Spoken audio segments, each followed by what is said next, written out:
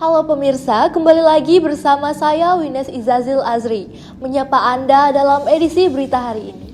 Masa remaja merupakan peralihan masa kanak-kanak menjadi dewasa, yang melibatkan perubahan berbagai aspek seperti biologis, psikologis, dan sosial budaya. WHO mendefinisikan remaja sebagai perkembangan dari saat timbulnya tanda seks sekunder hingga tercapainya maturasi seksual dan reproduksi, suatu proses pencapaian mental dan identitas dewasa, serta peralihan dari ketergantungan sosioekonomi menjadi mandiri. Kurangnya edukasi terhadap hal yang berkaitan dengan reproduksi nyatanya bisa memicu terjadinya hal-hal yang tidak diinginkan. Salah satu hal yang sering terjadi karena kurangnya sosialisasi dan edukasi dalam kesehatan reproduksi.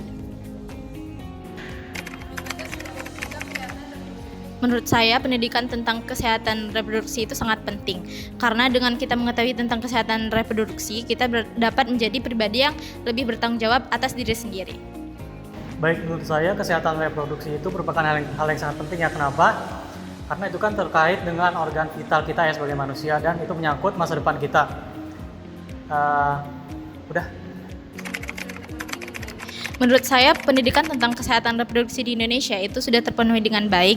Namun, pada realitanya masih saja kita temukan banyak kasus yang mengidentifikasikan bahwa pendidikan tentang kesehatan reproduksi di Indonesia itu masih kurang. Pentingnya pendidikan kesehatan reproduksi sejak dini menjadi sangat jelas dalam menghadapi tantangan ini. Dalam kurun waktu beberapa tahun terakhir, pendidikan kesehatan reproduksi di sekolah-sekolah telah menjadi semakin penting. Bukan hanya untuk memberikan informasi tentang anatomi dan biologi reproduksi, tetapi juga untuk mengajarkan nilai-nilai tentang pengambilan keputusan yang bijak, penghargaan terhadap diri sendiri dan orang lain, serta bagaimana mengelola hubungan interpersonal dengan sehat. Karena tidak tahu cara membersihkan dengan baik, alat genitalianya sering sekali menyebabkan infeksi. Salah satunya. Salah berikutnya lagi, kadang-kadang orang tua juga tidak perhatian. Ini anakku normal nggak ya?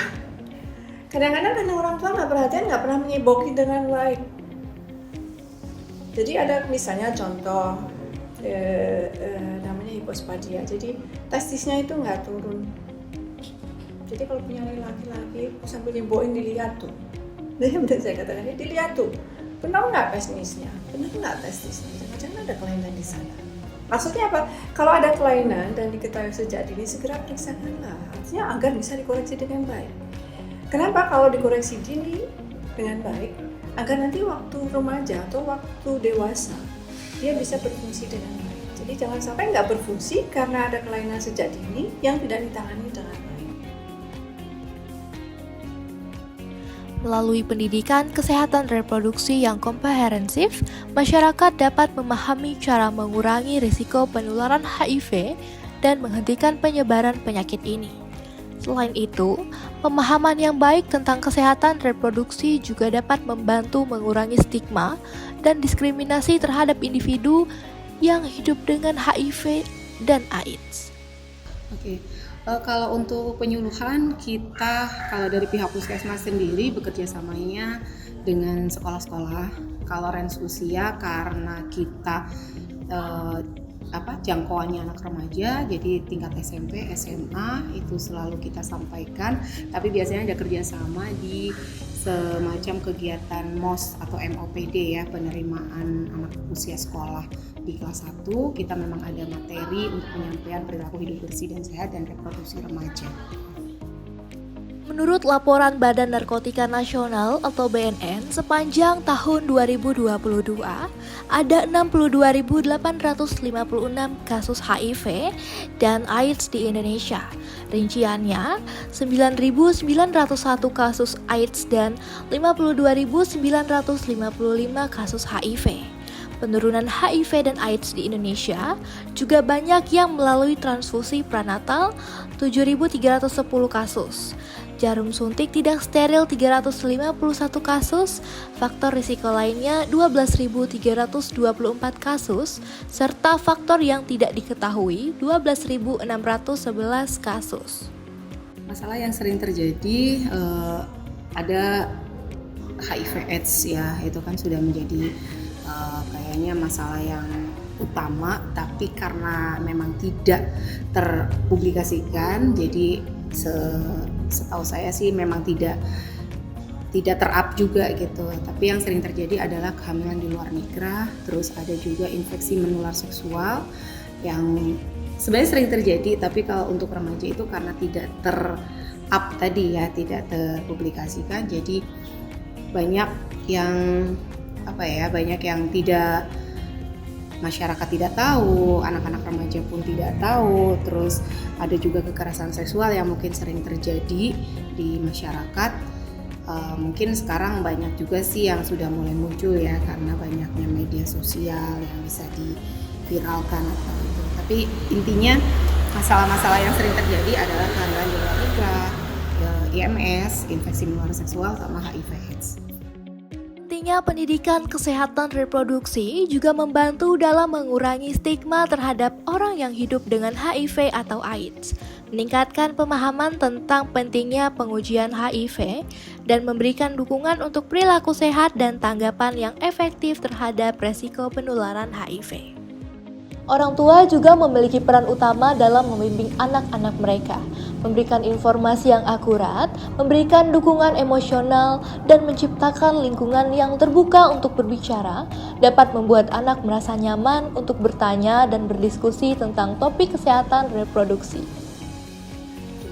Dalam kesehatan reproduksi sangat besar, ya, dimulai sejak dini, jadi tadi ya, sejak bayi. Kalau dengan cara itu orang tua bisa membawa anak-anak untuk memasuki perkembangan usianya, dari anak-anak menuju remaja, menuju dewasa, menjadi anak-anak yang kalau orang-orang bilangnya mantap gitu ya, pede gitu ya, dengan kepribadian yang mantap, dengan status gendernya, kemudian orientasi gender ya, kemudian orientasi hidupnya. Jadi gua nanti mau jadi apa? Gua nanti kira-kira kalau mau nikah, kemudian kamu mau melahirkan, punya anak, mau jadi apa? Sehingga dia punya orientasi yang kuat di sana dari rumah. Sehingga sebenarnya yang paling kuat pengaruhnya adalah orang tua. Harusnya. Namun demikian memang tidak semua bisa dilakukan semuanya oleh orang tua. Makanya sebagian diajarkan di sekolah. Orang tua adalah kunci pertama dalam pendidikan kesehatan reproduksi ini. Orang tua harus peka dan sering berkomunikasi secara terbuka kepada anak-anaknya. Dengan begitu, stigma terhadap pendidikan kesehatan reproduksi akan berbeda dari sebelumnya. Ketika orang tua memiliki pola komunikasi yang baik dengan anak, itu nantinya akan lebih memudahkan orang tua untuk mengatasi stigma-stigma yang telah terbentuk sebelumnya oleh anak mengenai kesehatan reproduksi tadi. Gitu. Intinya adalah komunikasi. That's why orang tua dikatakan sebagai agen sosialisasi pertama bagi si anak untuk mengetahui dunia ini. Kalau untuk memotivasi remaja, itu ada banyak cara ya sebenarnya, baik itu direct maupun indirect. Kalau direct, kita bisa mengadakan kegiatan secara tatap muka, secara langsung dengan remaja yang akan kita tuju tadi. Baik itu melakukan seminar, talk show, dan workshop, tentunya harus dikemas dengan cara yang lebih mudah dipahami oleh remaja tersebut. Sedangkan untuk yang indirect, itu bisa memanfaatkan sosial media. Karena nggak ada loh remaja yang nggak menggunakan sosial media pada zaman ini. Gunakan sosial media dan suguhkan konten-konten yang menarik untuk dibaca dan dipahami. Kami mengajak seluruh masyarakat untuk bersatu dalam upaya pencegahan penyebaran HIV dan peningkatan pemahaman tentang kesehatan reproduksi. Bersama-sama kita dapat melawan stigma, meningkatkan kesadaran, dan memberikan pendidikan yang dapat menyelamatkan nyawa. Mari kita jaga generasi masa depan dari bahaya HIV dengan memberikan pendidikan kesehatan reproduksi sejak dini. Dan mari kita bersama-sama berbuat untuk masa depan yang lebih sehat. Sekian berita hari ini, saya Wines Izazil Azri pamit undur diri. Sekian, terima kasih.